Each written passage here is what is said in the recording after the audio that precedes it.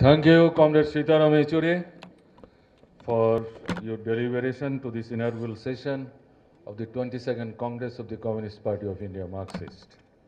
Now, I would invite and request Comrade Sudhakar Reddy, General Secretary CPI, to address this inaugural session of the Communist Party of India Marxist 22nd Congress.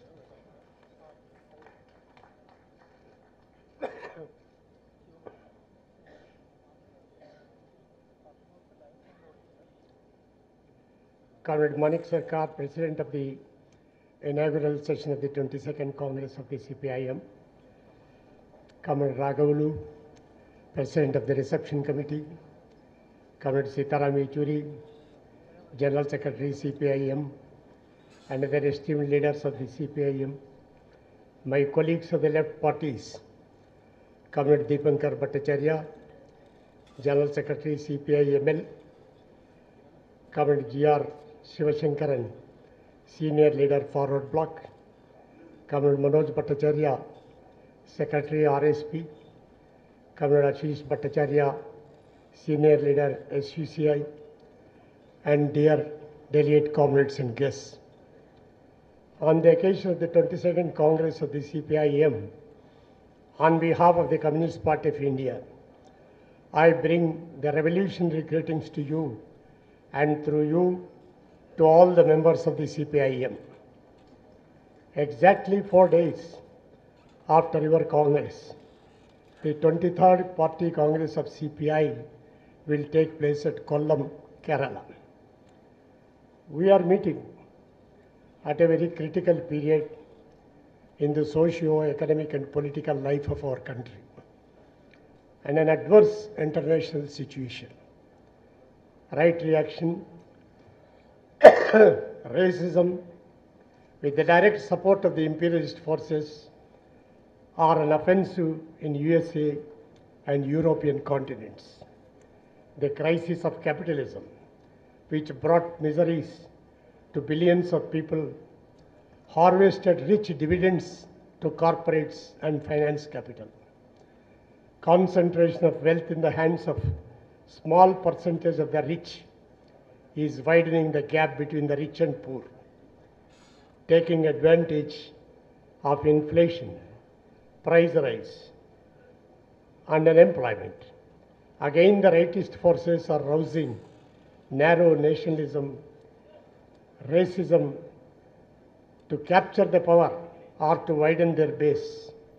Donald Trump, the President of the United States of America, is provoking racism, religious hatred, withdrawing from the environmental commitments, threatening wars against those nations who stand independent. The world is once again facing wars, arms race, etc. There are tensions in West Asia, Latin America, and other places. The food produced in the world is not only sufficient for entire population, but many times more. But sadly, millions starve in developing countries of Africa and Asia. There is unrest among many large segments of the people. Resistance is growing. The coming periods will be a period of severe battles of people against inequality and injustice. The heroic struggles of the Latin American people, with Cuba as its central inspiration, is noteworthy. The struggles in Europe are advancing. The recent victory of the communists in Nepal is inspiring to all the communists. The situation in India is not different. The Modi government in the last 4 years brought disaster to the nation with naked communalism, intolerance, pro-corporate, anti-people economic policies, and tilting the independent foreign policy towards US, Israel, and other such forces. Intellectuals among writers, scientists, university professors are targeted. Student leaders are targeted, and murders of prominent rationalists like Narendra Davolkar, Govind Pansari, Professor Kalburgi, Gauri Lankesh and others, including fearless journalists, are causing serious concern. Dalits and minorities are hunted with vengeance. 30 people were killed by Gorakshaks, in which 24 are from minorities. Hundreds of attacks have taken place. There is no punishment in such cases. According to National Crime Records Bureau, in 2016 alone, crimes against Dalits were 40,801 and against STs 6,568 cases. In 1 year, 786 Dalits were murdered, and most of these cases are from Madhya Pradesh, Rajasthan, Uttar Pradesh and Gujarat, all BJP-ruled states. The crime rate against tribal women is an increase. Attacks on Muslims have increased. Number of communal riots have taken place in Uttar Pradesh and Madhya Pradesh. The economic policies of the present government helped corporates, big business, while masses are exploited and pauperized. 71% of the national wealth is concentrated in the hands of 1% rich of our country, and 36 families are the biggest beneficiaries of wealth concentration. Sangh Parivar, which runs government through remote control, is now directly dictating policies, and its people entered the important government positions in Raj Bhavans, universities, and other important institutions in the country. A big section of the media, both electronic and print, which are dominated by the corporates, is in the control of RSS, spreading false information. Religious divide is making room for aggressive communal attacks and pointing them as communal clashes. Notebandi, GST made life of common people more miserable. Corruption is increasing abnormally. No action on black money that was exposed in Panama Papers and other leaks. Unemployment is growing alarmingly. By banning filling up of vacancies, the unemployment situation has further aggravated. Prices of food grains, essential commodities are on increase, while the real incomes of the workers, peasants are going down. The public sector is systematically getting weakened with the disinvestments and privatization. Trade union rights of the working class attacked and they are targeted. 3 lakh peasants committed suicides in the last few years. Agriculture is in distress. The federal spirit of the constitution is thrown to winds. All economic resources, all powers are getting concentrated in the hands of the center, making states bankrupt and helpless. Women are constantly under attack. Outfits of RSS and their leaders are involved in attacks on women. CPI looks at this situation with serious concern.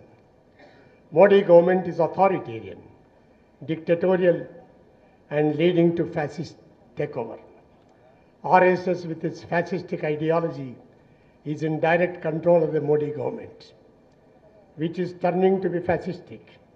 Hence, left needs to unleash more massive and militant struggles to bring relief to different sections of the people in the country and counter the fascistic offensive. The misuse of power, political manipulations to capture power through Raj Bhavans in Goa, Manipur, Nagaland, and the unprecedented attacks on left cadre officers after Tripura elections are testimony to the fascist trends of the BJP. Judiciary is feeling suffocated with the union government's attempts to control it in the most brazen way. There is a resistance from different sections of the people against this onslaught of the BJP and RSS. The working class with its strikes and huge mass dharnas at Delhi and state capitals the Kisan organizations with massive and militant agitations, the fight of the students, youth, women, bank employees, intellectuals need special mention. These struggles are to be widened. The role of the left in countering fascistic offensive acquires special central place. Fighting policies of neoliberalism with alternative economic policies to assert the identity of the left is the need of the hour. The left and left mass organizations have to continuously conduct mass struggles to project alternative to neoliberalism based on pro-people economic policies. Constitutional and autonomous institutions are becoming parrots in the cage to serve the ruling party. The very concept of secularism, democracy, federal plurality, and unity in diversity are under threat. The Constitution is under attack. The communists should never overestimate or underestimate the enemy. We believe the Sangh Parivar and its political party BJP are the main enemies of the nation and people. To fight back and give a decisive defeat to fascistic policies of BJP, CPI believes a wider secular, democratic and left platform which should include large sections of the democratic people, intellectuals, minorities, Dalits and others to be floated. Continuous and comprehensive mass political ideological movements are to be conducted from this platform. Civil society organizations are to be drawn to it. Relating it to this or that electoral battle will reduce its significance. Political parties are free to draw their own electoral tactics when elections are due. But launching mass resistance to fascistic policies cannot be delayed anymore. Of course, dislodging the RSS-controlled BJP government should be the main focal point. Left unity as a basis. We should build a broad left democratic unity. It means to forge unity of all those forces, groups and parties who agree on a minimum democratic program which includes defense of secularism, democracy, and pro-people economic policies as alternative to neoliberal economic policies.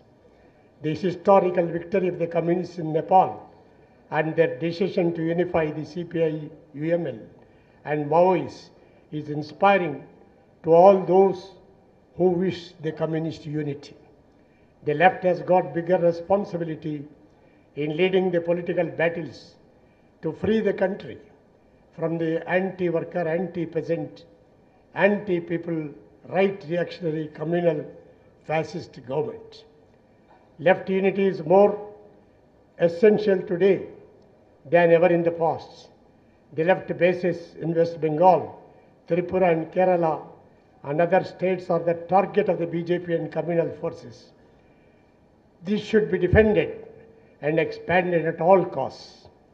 The left is launching many agitations and struggles throughout the country from local to national level. The unity of the left is further to be strengthened. Only left can lead the nation along with the democratic forces with alternative policies to come out of the present crisis. I am sure you will discuss all these issues and come out with concrete program of action. We assure our cooperation in the giant struggles and in the unification of the communist movement in the country with concrete program and ideological basis. Once again, I extend revolutionary greetings and hope your 22nd Party Congress will chalk out a path on the basis of Marxism-Leninism and objective realities of our country that will help all of us in achieving the goals we cherish. Long live Marxism-Leninism.